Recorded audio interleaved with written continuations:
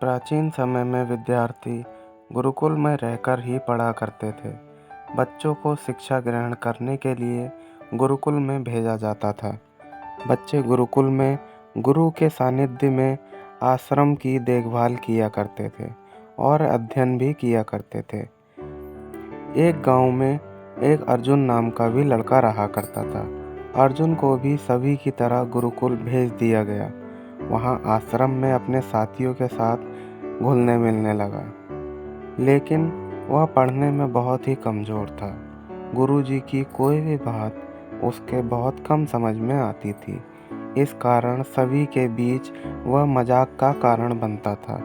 उसके सारे साथी अगली कक्षा में चले गए, लेकिन वो आगे नहीं बढ़ पाया। गुरुजी ने भी आखिर हार मानकर उससे बोला, बेटा अर्जुन, मैंने सारे प्रयास करके देख लिए। अब यही उचित होगा कि तुम यहाँ अपना समय बर्बाद मत करो। अपने घर चले जाओ और घरवालों के काम में मदद करो।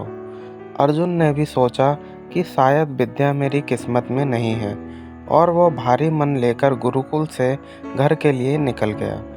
दोपहर का समय था। रास्ते में उसे प्यास लगने लगी। इधर उधर देखने पर उसने पाया कि थोड़ी दूर पर ही कुछ औरतें कुएं से पानी भर रही थीं। वह कुएं के पास गया। वहां पत्थरों पर रस्सी के आने जाने से निशान बने हुए थे। तो उसने महिलाओं से पूछा, यह निशान आपने कैसे बनाए?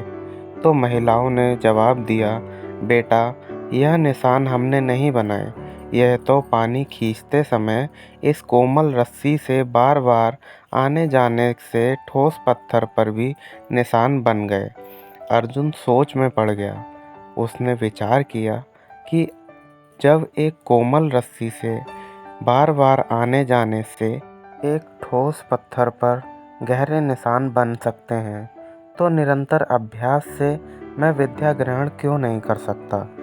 अर्जुन ढेर सारे उल्लास के साथ वापस गुरुकुल आया और अधिक कड़ी मेहनत की। गुरु जी ने भी खुश होकर भरपूर सहयोग किया। कुछ ही सालों बाद यही मंदबुद्धि बालक अर्जुन आगे चलकर संस्कृत व्याकरण का महान विद्वान बना, जिसने आगे चलकर बहुत से ग्रंथों की रचना की। दोस्तों, अभ्यास की शक्ति का तो कहना ही क्या, यह आपके हर सपने को पूरा कर सकती है। अभ्यास बहुत ज़रूरी है, चाहे वह खेल में हो या पढ़ाई में या किसी और चीज़ में। बिना अभ्यास के आप सफल नहीं हो सकते।